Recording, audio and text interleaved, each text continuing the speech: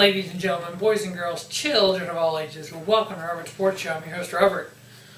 A Robert's 10 Moments That Changed Pro Wrestling. Throughout the history of wrestling, there's always been those iconic moments. I know in the 20 plus years I've been watching it, there's been so many moments that just defined pro wrestling, that changed the history, that because of this one moment, this happened. Yeah, it could be the famous Stone Cold Stunner of Vince McMahon. It could be the Austin 316 is here to whoop your ass. It could be all kinds of moments. You know, the first ever Hell in the Cell, the first ever Elimination Chamber.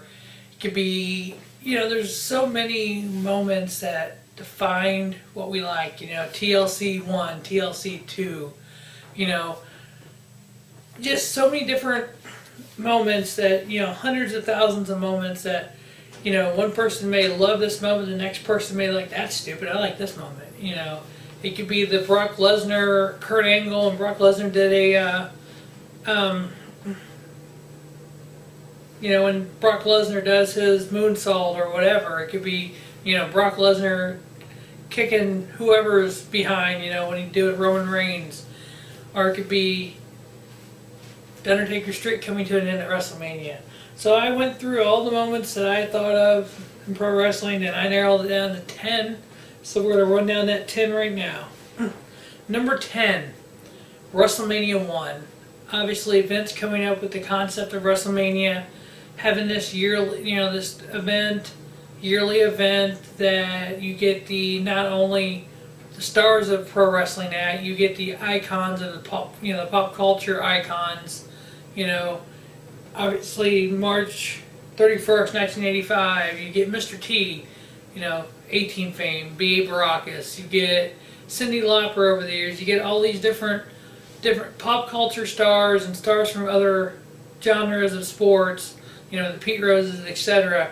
But it all started with WrestleMania 1, main event, Hulk Hogan versus, you know, Mr. T versus Roddy Piper and Mr. Wonderful, Paul Orndorff. And just because of Vince's dream, that WrestleMania 1 turned into WrestleMania 30, you know, 1, 2, 3, on down the line to WrestleMania 31. And then coming 9 months from now, WrestleMania 32 at Dallas, Texas, you know, the house that Jerry built. There will be 100,000 fans, if not more, in there. They'll break the record, obviously, of WrestleMania, which is 93,000 from the Pontiac Silverdome. So yeah, just it all started with WrestleMania 1. Number 9 on my list, we go back to WrestleMania 3, March 29, 1987. The Slam heard around the world when Hulk Hogan picked up Andre the Giant and slammed him and then beat him 1, 2, 3 for the WWF World title. Obviously, Andre the Giant being one of the mega stars in the early 80s, in the, you know, 70s and 80s, and just the giant of a man that he was, and having him pass the torch to the, you know, Hulk Hogan and the mega power, you know, the mega power, and the, you know, take your vitamins, say your prayers, and kind of the passing the torch and kind of getting it from more of a big guy, you know, just 7-foot giant, to a more of a smaller, more hybrid type guy at the time. Not saying Hulk Hogan's really that hybrid of a wrestler, but just kind of the passing of the torch to Hulk Hogan. One of those moments you look back in WrestleMania history, that's one of the top moments, was Hogan body slamming Andre the Giant. And, you know, Andre passed away a few months after this, and him saying in an interview right afterwards, and Hogan saying that Andre said to him, "I'm passing you the torch, run with it," you know. And Hogan did. You know, he ran the rest of the 80s, and he ran the early 90s.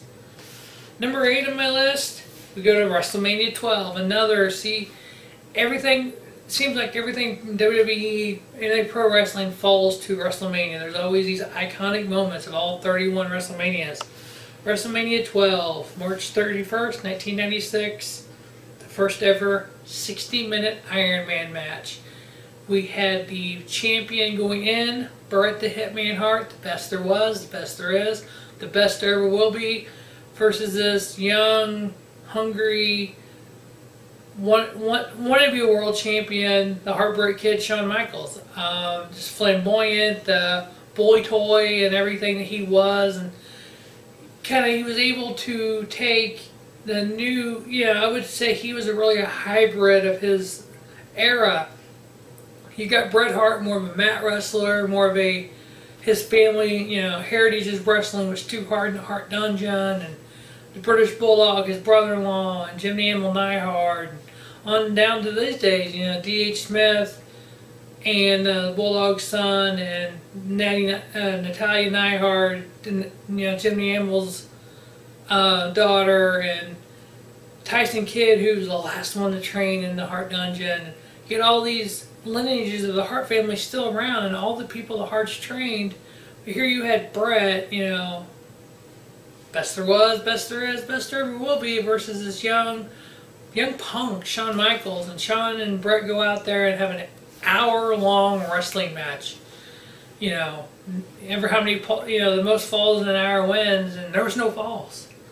They've tried to redo this match. Every company's tried to redo an Iron Man match like this.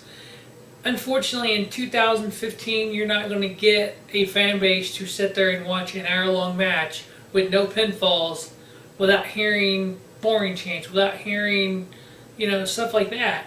But in this era, '96, that's what people wanted. They wanted this, young kid versus this veteran Bret Hart, and just go out there and put on a clinic of a match. And Bret Hart can more of a mat wrestler, submission type guy, and Shawn, the super kick out of nowhere. He can come off the top rope. He can do this. He can mat wrestle. He can do it all. And that's what WWE needed at that time, was that young guy just take the reins and go with it. And that's what Shawn did. And that's how Shawn Michaels became a WWE Hall of Famer. Number 7 on my list, we have from Raw, air date January 4th, 1999, that actually happened on December 29th, 1998. We had Mankind winning the WWF title versus The Rock.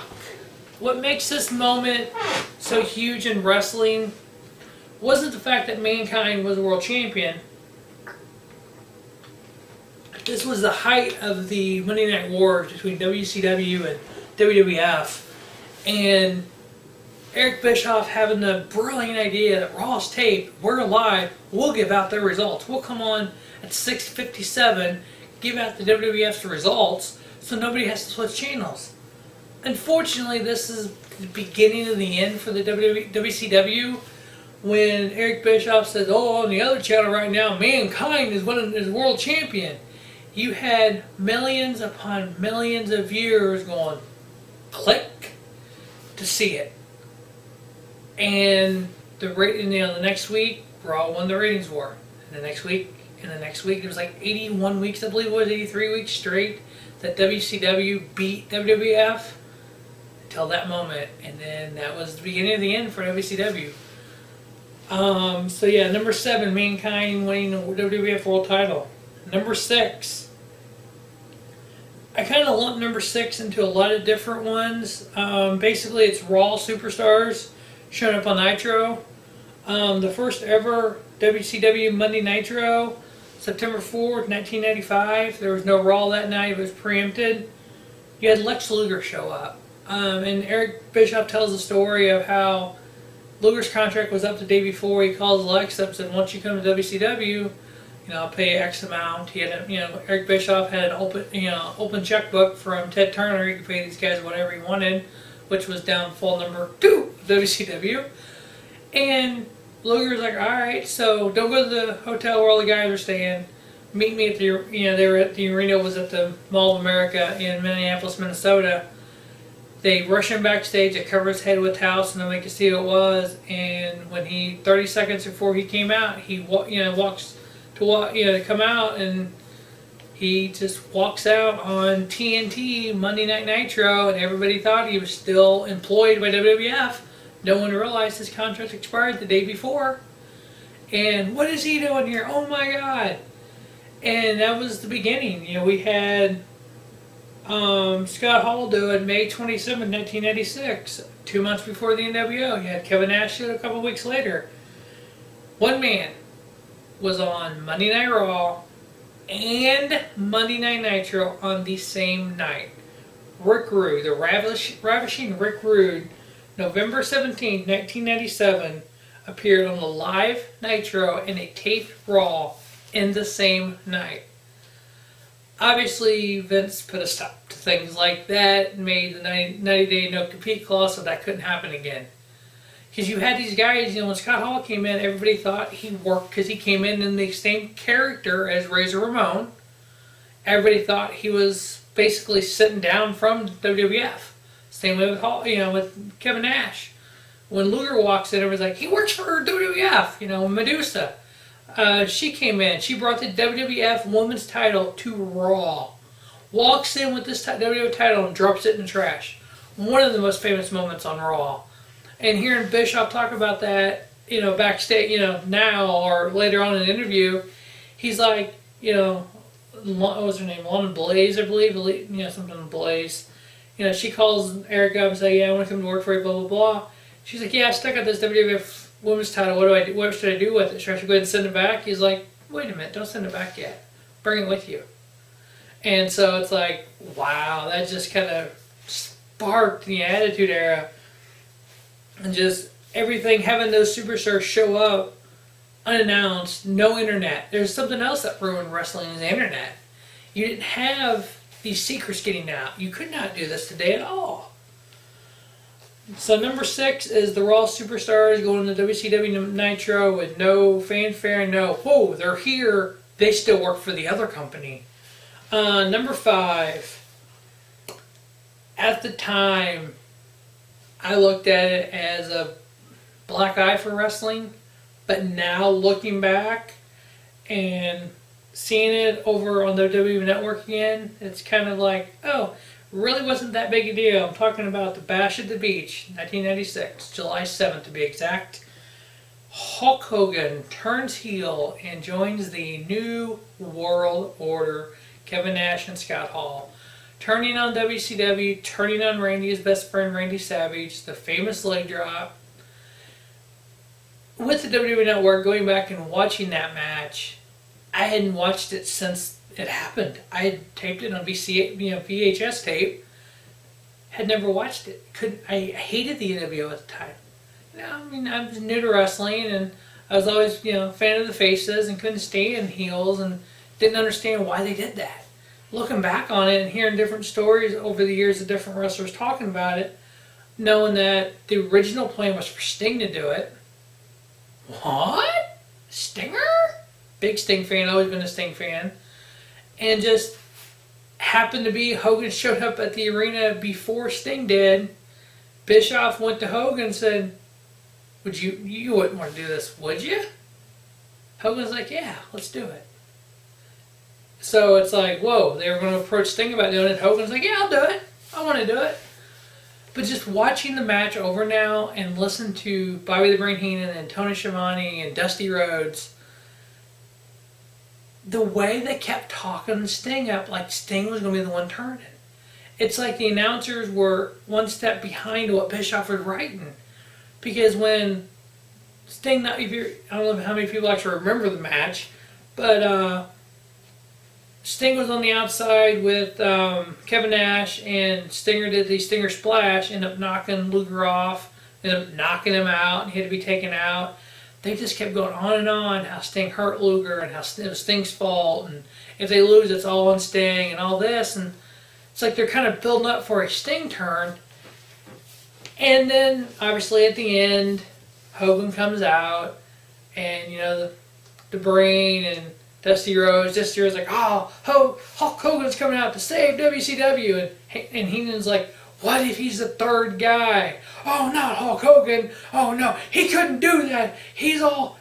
And about that time, the leg drop, and they just like, oh, he's a piece of shit, this, that, and the other. And just watching the crowd reaction. And that's something... The longer I've watched wrestling, the more I get into storylines and why and this and the crowd reaction and why they do this and why they do this with doing the videos and whatnot. I kind of see, watching that crowd reaction going, really didn't get a massive, heel type feeling from the crowd. Yeah, the trash got thrown in, which personally looking back on it, I think that was plants. I think WCW had people in the crowd to do that. I'm like, whoa, it didn't even look that, heelish as you look now. But yeah, so number 5 was Hulk Hogan turning heel and joining the NWO. Number 4, this was a tragedy that just sparked a lot, not only in pro wrestling, but in sports in general. June 24, 2007, the Chris Benoit tragedy. Just what he did is unsensible, unbelievable. Just how can a man kill his family and take his own life? It's just apprehensive. It's just disgusting, and but understanding now him, not just the roid rage as people call it at the time, but just all the concussions he had, all the damage to his brain and what that had done to him. And it's just sad now to understand how the human brain works and how concussions can affect you not only when it happens but years down the line. Look at the NFL and look at NASCAR and all these. We're just starting now to just grasp what concussion, having 15, 16, 17 concussions over your lifetime, what that can do for you. Even having one throughout your lifetime, what that can do for you. It just damages the brain and never repairs itself. So not only was this a tragedy for pro wrestling, and when the guy was booked in a world title to win a world title in ECW on that pay-per-view, but just the tragedy of his son getting killed and his wife getting killed and him killing himself and what he put family through and fans through. And the only, if anything good could come out of a tragedy, is the fact that we learned a lot about how to look at the brain for concussions and how to have a concussion protocol like a lot of sports have now. Recently, Colton Wong, all-star caliber second baseman for the St. Louis Cardinals, had hit his head when he was catching the ball. He dove to catch it and bounced his head off the ground, and immediately they pulled him out of the game. And they got protocol they got to follow with concussions and this test, that test, and they really look at that now. Same way with football players. If you get your bell wrong, it's like you're immediately out of the game, and they got a whole protocol they have to follow before you can go back in. A lot of this baseball has a 7-day concussion DL instead of just the typical 15-day DL. NFL has all these different whatnot they have to follow before they go back in. Basketball the same way, hockey, NASCAR, just every sport, because of different tragedies like the Junior Seau tragedy when he killed himself, have studied the brains of these athletes and performers and realized this is a serious problem. So it did spark something, but that's why it's on the list, because yes, it was a tragedy, but it did spark a lot of research for brain injuries and concussions and whatnot. WWE has changed. They can't, have chair shots to the head because of the concussions. So yeah, some things positive have came from that. Alright, we're down to the final 3. Number 3, the debut of WCW Monday Night Nitro, September 4th, 1995. It debuted with a 2.5 rating. A lot of fans back then in the mid-90s were either WCW fans or WWF fans. You didn't come across a lot of fans of both. But what was amazing is over the Monday Night Wars, there was fans of both. TNT would air Nitro from 7 to 9 and replay 9 to 11. Raw was on from 8 to 10. So that makes sense. You tape the first, I used to do this all the time. You tape the first hour of Nitro on VHS tape. You tape the 2 hours of Raw. You tape the second hour of Nitro. That's how I did it. I don't know how everybody else did it. You had 2 VCRs, you taped them both. But yeah, I was a WCW guy. I watched WWF once in a while, but I was more WCW. And just this, the following week, Raw beat Nitro from 2.5 to 2.4 rating. The ratings doesn't sound like it's much. It's right at 4.95 total. It got to be up to almost 10 combined. That's how popular the Monday Night Wars made pro wrestling. And unfortunately, the ratings now with WWF being really the only, or WWE being the only big name in town, I think it affects it. I think it affects the quality of WWE. I think you have the TNAs of the world, the Ring of Honors of the world, the Lucha Underground, the New Japan, the Paradox, and all these other indie companies out there. But they don't get as big a share as what WCW got and what WWE got. TNA at one point tried to recreate the Monday Night Wars, and people didn't really. I don't think they gave it long enough. It took WCW a long time to really get viewership and really get the Monday Night Wars sparked again, and just have the Attitude Era. Can it happen again in pro wrestling? I don't see why it couldn't. It has to be the right situation at the right time, the right companies, the right wrestlers. It's changed so much over the year. I don't know if you could re-spark an Attitude Era at this point in time, because everything's online before it happens. These wrestlers' contracts expire way before they do. I just don't think that you could pull off the Lugers showing up on Raw, the Nashes, the Halls, without being given away months ago. Now somebody leaves TNA and goes to Ring of Honor, and about it way before it happens. So it's just the world has changed since then. Number 2 on my list was the debut of the longest running television show in history, I believe. Debut of WWF Monday Night Raw, January 11th, 1993. Monday Night Raw has had 1,154 episodes, all live. Oh, no, take that back. All new, never a rerun. You never see a rerun of a Monday Night Raw. They've been taped and then live, but typically live over the last decade or so. But you don't ever see a replay of them. You have no off season. There's about 50 new Raws a year. They always take a couple weeks off. They get preempted for holiday specials, or sometimes they used to get preempted for the Westminster Dog Kennel Show, Dog Club Show, whatever you want to call it, Dog Show. But yeah, I was at the 1,000th episode of Raw, which is kind of monumental for a live broadcast like that, week in, week out, no off season. And it was pretty special. Having DX come out and different, people of the old day, kind of the older wrestlers coming out and kind of reappearing on Raw and doing their thing. But yeah, I've watched a ton of them. Do I watch them all? No. Has there been some great matches over that 1,100 episodes? Oh, hell yeah.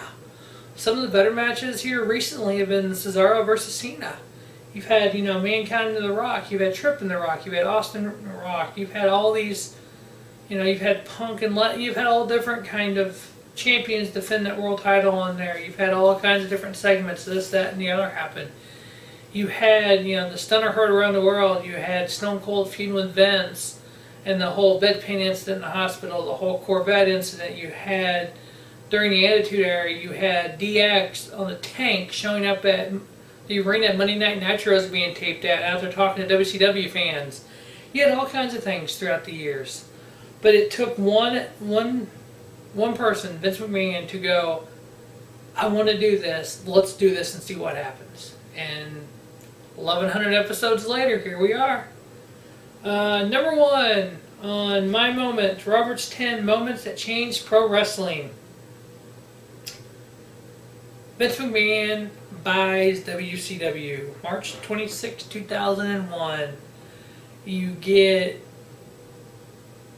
Nitro kicking off with Vince, and you're watching it going, wait, I wanted to watch WCW, not WWF. You flip channels, you see the same thing going, what the hell? Vince talks about the sale, these shows go on, they go back at the end, talking about it, I believe it was toward the end.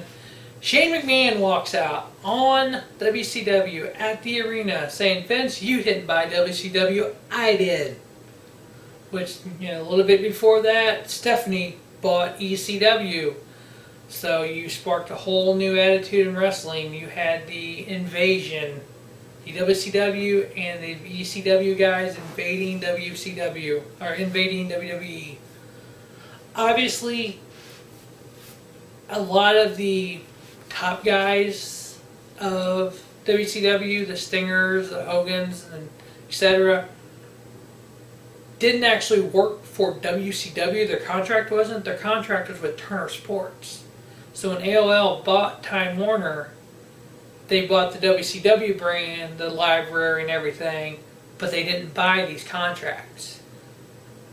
So that was why a lot of your bigger stars, the Stings and the Hogans at that time, didn't come over, Kevin Nash, Scott Hall, etc., because they were still under contract for a company who didn't have a wrestling promotion. I know a lot of interviews with Sting over the years, why he never went to WWE. One of his big problems with WWE at the time was, I heard him in an interview say that there was an incident on Raw with Booker T and The Rock, and The Rock came out, who do you think you are, and all that. And Booker T, a five-time WCW World Champion, and The Rock goes to him, who do you think you are? You're nobody. And Sting was put off the fact he took a top WCW star and said he's a nobody. So it kind of like Sting, like, why do I want to go there? You know, all these years later, as we know, Sting mended fences with Vince. Everyone would, decided to come. Survivor Series 2014 live in St. Louis. Yep, I was there. And oh yeah, I marked out like a little girl. I had no problem saying that. Stinger on WWE. Oh hell yeah, marked out. I have video of it. Sting wrestling at WrestleMania this year. Yep. You can check out Pro Wrestling Pulse in the review. I was a little excited about that. So, but yeah, it's just WWE buying WCW and becoming basically the only game in town, taking wrestling from these little section, little regional promotions to the two big promotions to one ginormous World Wrestling Entertainment worldwide. The network is shown in over 60 countries. The network wouldn't have been possible, the WWE network, if it wasn't for these moments among others. So please comment below your favorite moments in pro wrestling. As always, thanks for watching Robert Sports Show. Have a spiffy night. Robert Sports Show, the YouTube leader in sports channels.